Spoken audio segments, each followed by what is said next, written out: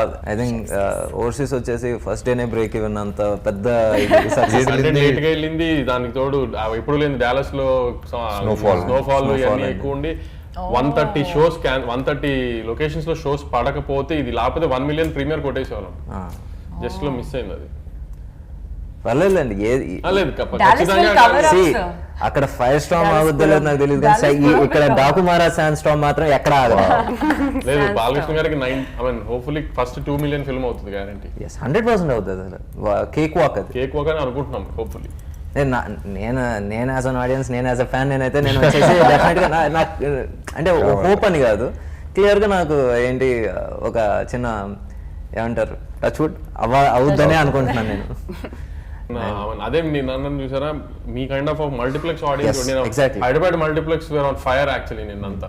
మీ అంటే ఇలా అనొచ్చో లేదు నాకు తెలియదు, బట్ వి యాజ్ డైరెక్టర్స్ ఏంటి వి ఆల్ వీళ్ళు వెజ్ రెస్టారెంట్ బిజినెస్ ని రన్ చేస్తూ లక్షల్లో సంపాదిస్తున్నారు.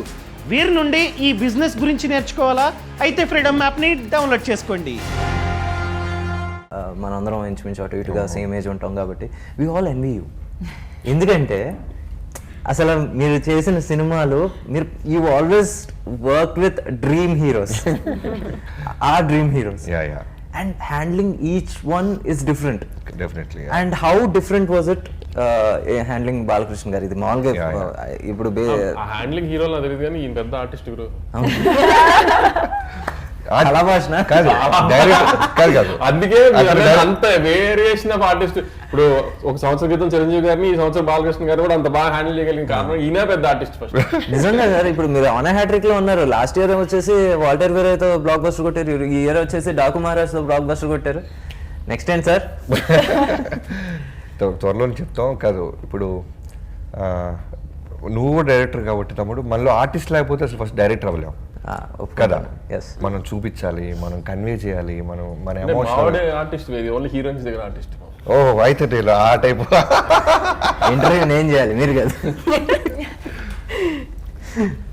సో బాలకృష్ణ గారితో మీరన్నట్టు వాల్తెర వేరే తర్వాత ఆనందంతో పాటు విపరీతమైన ప్రెషర్ కూడా ఫీల్ అయ్యాను.